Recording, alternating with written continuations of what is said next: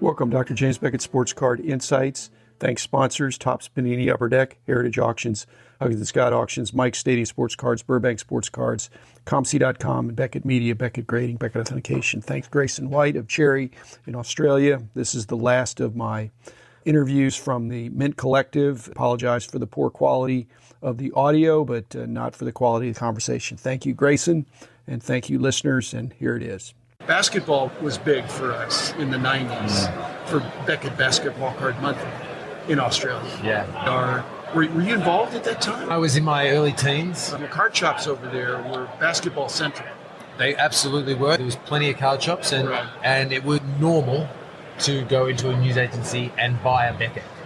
My parents would get me a Beckett that month, and they'd bring it home. We had 40,000 copies being sold every month. For basketball, that'd be really good. That was in Australia. It was everywhere. Undoubtedly, when you think about it now, this industry is really taking off again. My business is Cherry. We're a little bit of all the businesses that exist here in the US. We're a bit of a breaker. We're a bit of a Descartes world. We're a little bit of a Burbank. The reason we evolved that way, Australia's so disconnected that we needed to provide a lot of the customer service those companies provided on a small scale. And I was lucky. I found it at the right time in 2009 because of the global financial crisis. I left my home island with all my belongings. I moved to Melbourne and lost my job within 3 months. Had no money, no work, quickly running out of money to take girls on dates. I happened to stumble across a small market stand selling a mixture of cards, and I rediscovered my passion that afternoon. There's big distributors. My understanding is they started as basketball card shops in the early 90s. Probably. Now they are $100 million distribution companies. They'd be the market leaders. But you still felt the need to do some distribution. There were holes, places that weren't being covered, or doing it better customer service or better understanding of the market. I felt the time was right for someone to take a risk in that category. But those big guys do a lot of things really well. They weren't prepared in 2009 to speculate on trading cards. I reached out to Panini and discussed the current situation and made some commitments that probably were unrealistic at the time. But I'd grown up around racehorses. My family had raced horses, and I love horses. And they've taught me everything. Yeah. That goes with people too. They teach you how to be kind to people. In business, being kind and understanding and empathetic gets you a long way as well. What are your goals for your business? We want partnerships, and that hasn't changed. That's been the way since day Partnerships one. in terms of getting more product or more supplies? A lot of the production and manufacturing is here. Yeah, probably more services. A lot of pain points for Australians for services, whether it be grading, selling cards, consignment of cards, even authentication. The grading process is so extreme, but even authentication, there's a lot of areas that need assistance. Partnerships, whether they be supply partnerships or not, are the key to growing your business, and that's our focus.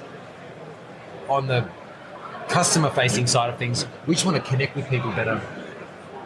You're saying partnerships. Mainly companies looking to have a footprint in Australia. You made the decision to have a Beckett footprint there. We didn't have to translate, so that made it pretty easy. But some of the deadlines and getting it there was not trivial. But we bootstrapped most of our stuff. Start small and go from there. So and the Australians were nice. Yeah, and it was profitable business for us. I think they probably sold the copies for more in Australian dollars. And Australia tax, we charge more for everything. Yeah. I came to my first industry summit in 2016 and walked into a room and then someone said that's Dr. Beckett. At the time, I had no idea there was a Beckett behind Beckett.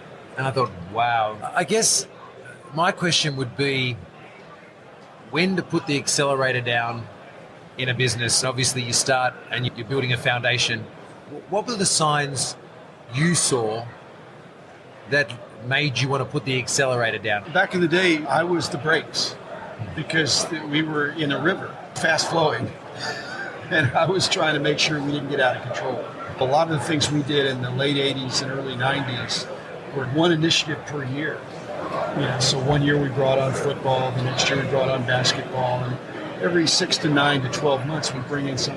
because we were almost overwhelmed. We weren't a huge company. We never were more than 200 employees. When you bring out something completely new, you got to staff up for it. You got to train. I wasn't pressing on the accelerator as much as tapping the brakes. On the other hand, when I'd done the analysis, this is something we need to do, we jumped in with both feet. And we generally hit the ground running with these other publications and grading and some of the other things that we did. I believe in the category. I believe in the people that are in the category. There's way more good guys than bad guys. There are a few bad guys there. I never thought it would keep growing to this extent, and it may grow further. But I'm an optimistic realist, perhaps. I never had financial goals. I never had circulation goals. I just wanted to be going in the right direction. Yeah. And I said, if we do a good job, we'll be rewarded. We didn't drastically increase our production. We were printing to demand, maybe even slightly less than we kept growing every month for a long time. So is that foot on the accelerator? I didn't think of it that way. I thought of it as we can barely handle what we're doing. We had, again, a strong team, especially the early days where everybody did everything because we just pitched in. So yeah, we probably punched the accelerator for BGS when that came out. On the other hand, I don't like to give away product to gain market share. It can cheapen the product. Okay? I was getting this for free when we started the magazines. The dealers would call up and say, I want to check it out. Send me a few copies to check out. We don't do that. If you want some copies, they're on consignment. Set up an account, that's easy to do. They've gradually come around because there was no risk to them, but we weren't giving them away. It was the same with cards, and you could return. Well, in some you could. On the retail side, you could. In the hobby shop, you couldn't. Okay. Hobby distribution, you bought them. On the other hand, for many of those years, inventory appreciated rather than depreciated. Nowadays, last month's product, or 3 months ago product, it's probably not the same. It might be less, might be a lot more too. You just don't know. If it's stagnant, that's good in other industries. It's not here. If it goes down enough, people say, hey, I'm going to grab it up as it's lower than the SRP. But unfortunately, that's not the way our hobby thinks. If it's above SRP, which is the way they planned it to be packed out, that makes it good. In reality, it makes it tougher for the end user to make money unless the secondary market rewards those.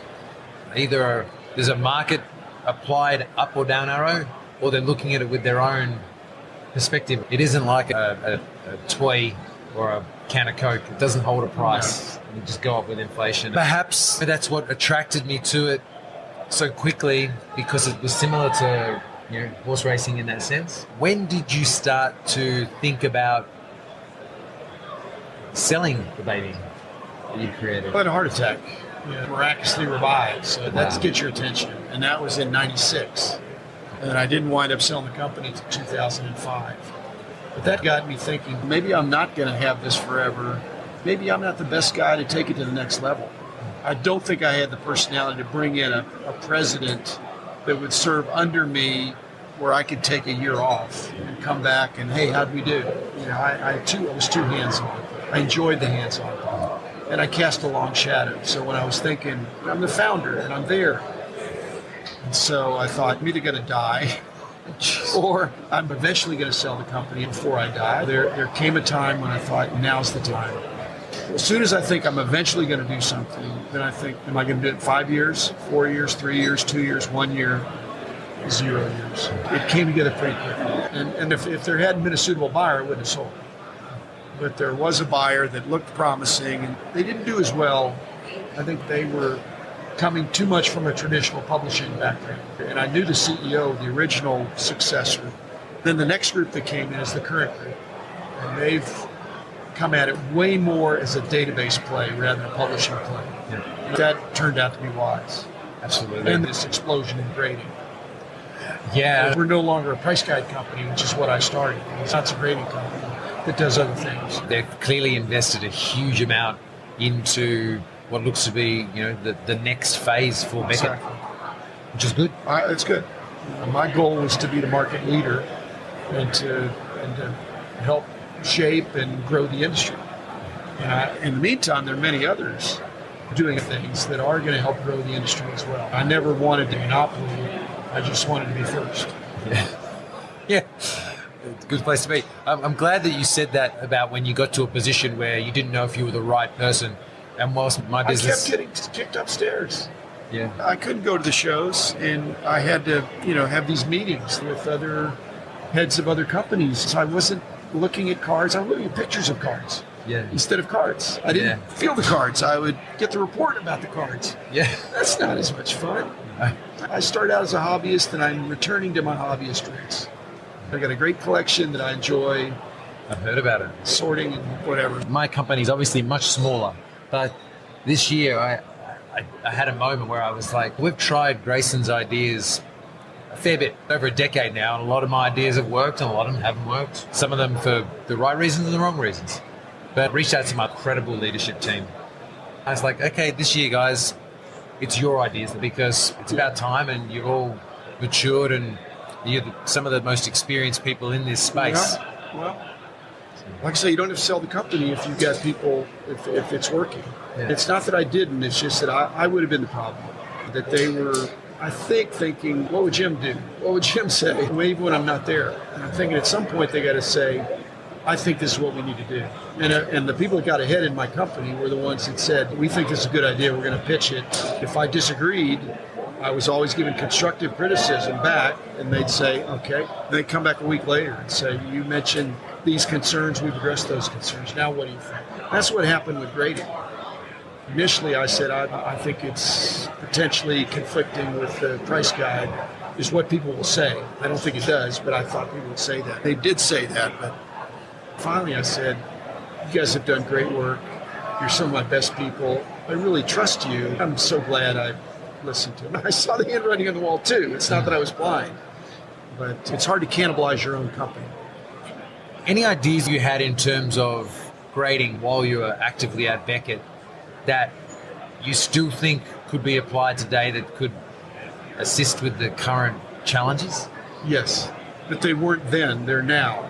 I meet with Jeremy every once in a while and the guys over there, and I throw out some ideas, and they like my ideas, but they're so far into it of doing what they do, and they got so far behind, as PSA did too, that for me to give them a new initiative, I'm thinking, well, what about this? It just adds to the plate of somebody that's doing a really good job under a difficult circumstance. The things I would suggest would make it easier for them in the long term. They're too busy trying to catch up. But I'm good about not getting upset if people don't take my ideas. Pro bono consultant means they're not paying you. They're not always going to listen to you, and I'm fine with that. But I'm not going to hold back. I'm just going to say, what about this? They'll just say, we're not ready for that. Or that sounds good. I think that could really work, but we don't have any manpower for it. And I'm thinking, I'm not the boss anymore. If I were the boss, I could say, I'm going to get you some manpower. I'm going to put some money into it. We did that all the time. But I'm not in the chain of command now for me to say, hey, you ought to do this. Well, yeah, fine, but I'm not resourcing. Yeah, I've been kicking the tires of the grading companies since 2014 at the Cleveland National. It was my first time of speaking with them about grading and having grading activations or grading domestically in Australia. It's something that has to happen. I think there's so many pain points to use those services in Australia. Most people in Australia want comps. They want the same price that it is in the US. The reality is that we probably get on average about 20% less than what the comps or the market price might be. And that's because the main money is in the US. There's opportunity there.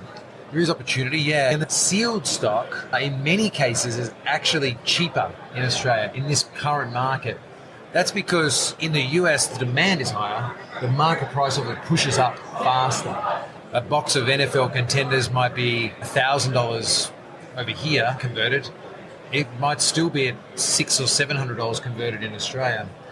We're only just starting to see globally say, oh wow, Cherry and other Australian stores are a good opportunity for us to buy some product. Not all, but some. I think that's terrific. Like I said, these anomalies in the market are what make the hobby interesting. Absolutely. Grayson, thanks. Thank you so much for having me on. What a pleasure. A pleasure for me too.